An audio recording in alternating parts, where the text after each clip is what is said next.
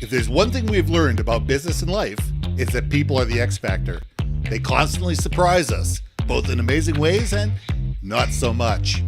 We're Ben and Syya, and welcome to the Gnaw on This Business Bites podcast.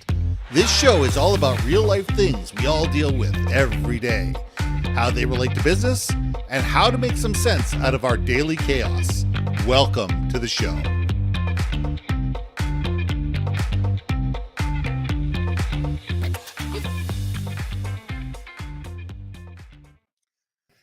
And welcome back to another episode of Gnaw on This Business Bites. I'm Ben, and this is Syya.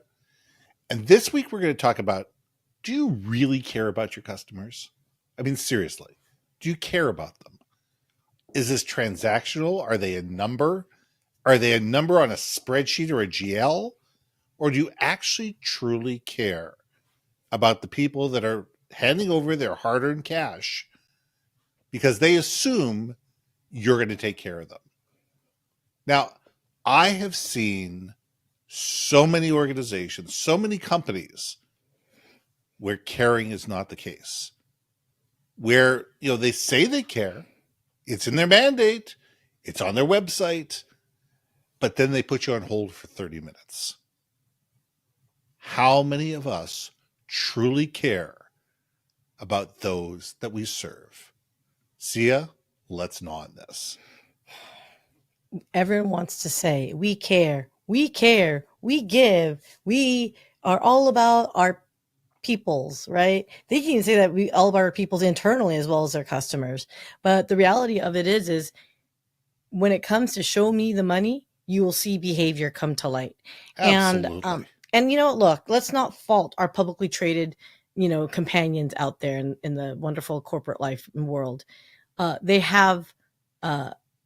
are beholden, right, to shareholders. And so in order for them to keep their stock and relevance and blah, blah, blah, they do tend to be a little bit more transactional. But here's the question. Are those their customers?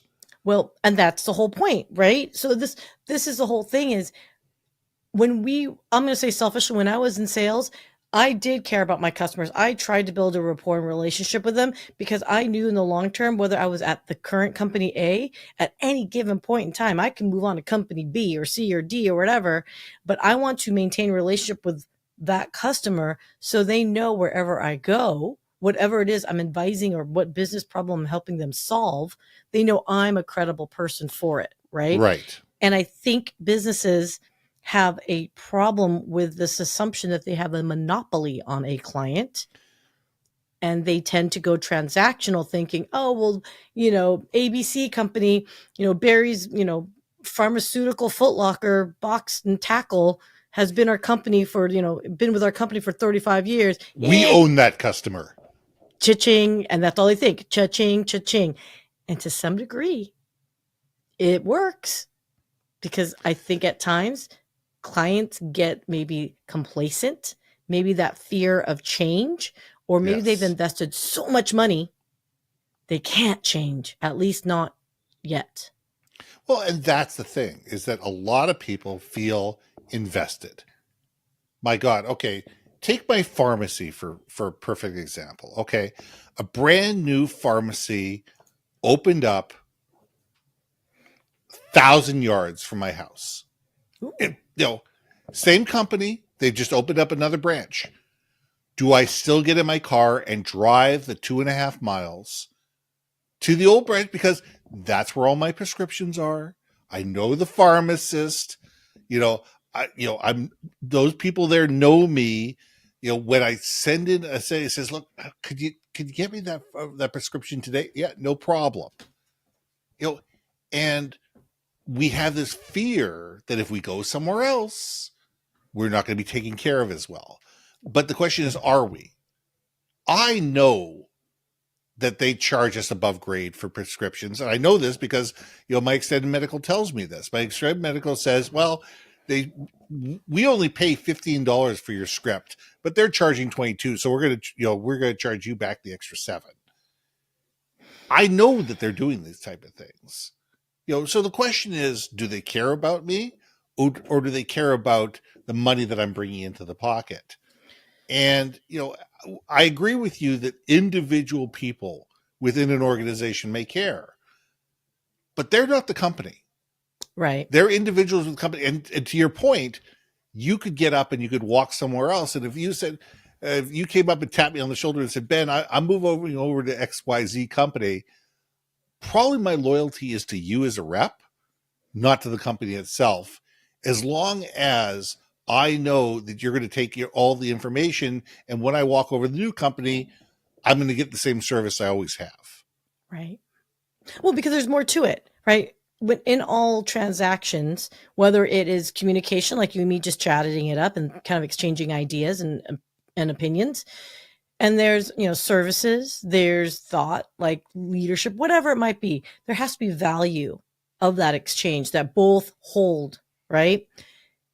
And unfortunately, I think it gets lopsided. The bigger the entity or callous or just the purpose, if it's just all about, the numbers on a spreadsheet or making the bank account bigger, it's going to be painfully evident and you will be treated accordingly. If you treat people that, like, if I were to talk to you, Ben, and be like, oh, I only want to be around you when, I need our live stream, that's not the greatest relationship. And No. I love the fact I can text you random stuff because I know you will probably laugh at my random statements. And I do.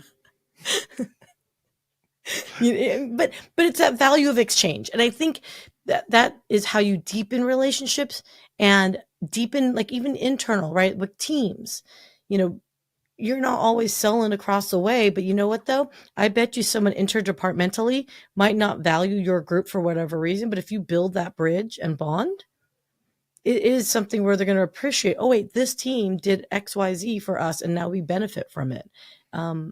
It goes a long way, my friend. And we just don't do it enough. Do you think? We don't, because a lot of people are sitting there going, this doesn't affect my budget. It doesn't affect my bonus. It doesn't affect whatever if one person leaves. Companies sit there and look at it and sit there and say, well, I don't mean to pick on either the telcos or the TV companies in the world, but if one person leaves, they don't even notice. Yeah. The problem is that one person who leaves lives in the neighborhood, and they talk to all their neighbors and said, you know what? I'm sick and tired of company X. They treat me like a number. I'm never get any service. I'm always on hold. When I need a little help with something, they're never there for me. Their people are surly. They're uneducated. I'm sick of it. My contract's up. I'm done. All of a sudden, everybody goes, yeah, you're right.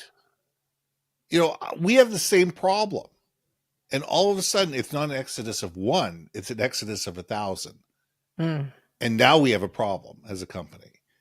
And we need to sit there and realize that the trickle effect is there. People talk to one another.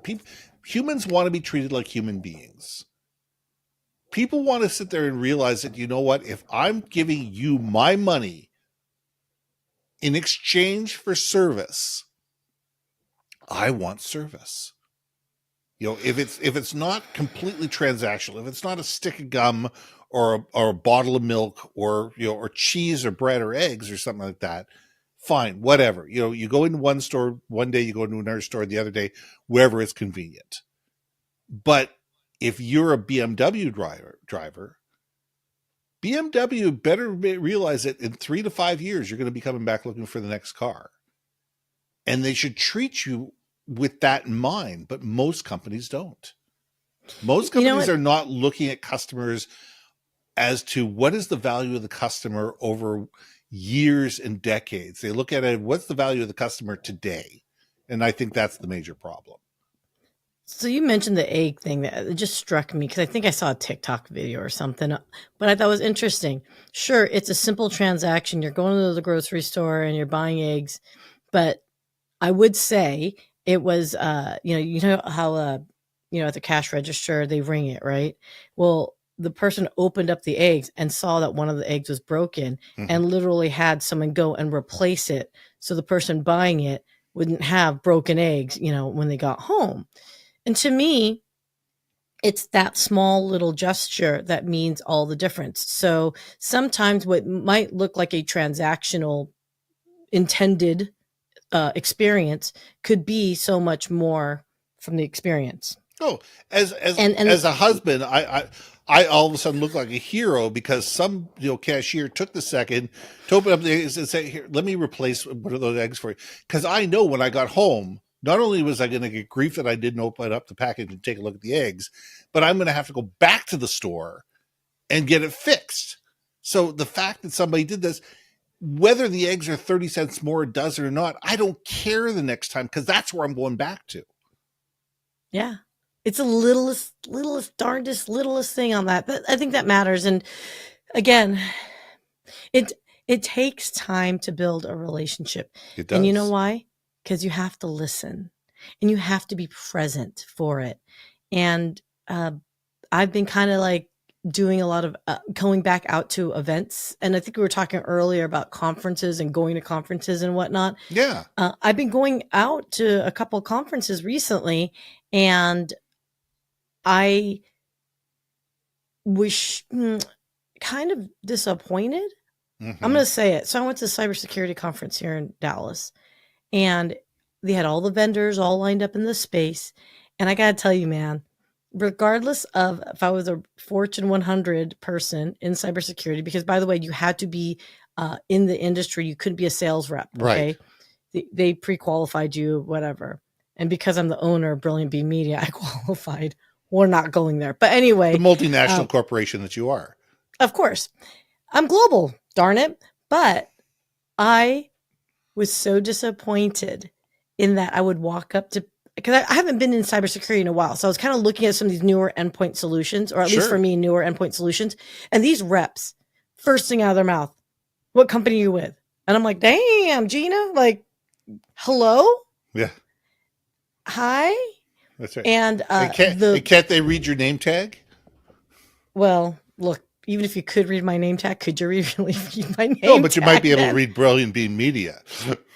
True that. But the second they didn't feel I was a fit for them, literally they just, the facade smiley face. Absolutely. And even then 99 couldn't even muster the smiley face, by the way. And I'm just sitting there going, are you really going to be like that? Like, you don't know, do you know who I am? But it's like, you don't, even if you don't know, don't you think people have network of peoples? Like there's like 4 booths, 4 brands that I'm like, nope, and super hell no. Oh yeah. Like it was terrible. And because of their sales rep, I'm not even going to look at their solution or product because they just didn't care. Yeah. I'm the same way. I've got a client right now that's asking me to go out and do some research for them on a particular solution. 3 out of 5 reps took a look at my website, realized I was out of the industry, and didn't even call me back. Doesn't matter that I'm doing research for a multi-billion-dollar corporation. Yeah. And it's amazing how those 3 solutions, even if one of them has the perfect solution for me, are never going to get my time of day because I felt ignored and I felt devalued and I didn't feel listened to. And I think that every single one of our customers want that. It could be just as simple as hello, or how are you, how are you doing today, and actually meaning it instead of just, how are you doing and then going on to your next sentence. It's actually taking the time to actually think of the people you're talking to as fellow human beings that are more than just a transaction. And, it's a lot simpler in B2B than it is in B2C. But if you are a retail, employee on commission, getting to know people can 3x, could 5x your commissions at the end of the year. Yeah. Very true. It's a long-term investment. Again, if you take the time and if you're farming and you're nurturing that seed, you're giving it fertilizer, you're giving it water, you're giving it sunshine, you're giving it love with the good vibes of talking to it. Or in your case, Ben, I know you can sing, so sing to your plant.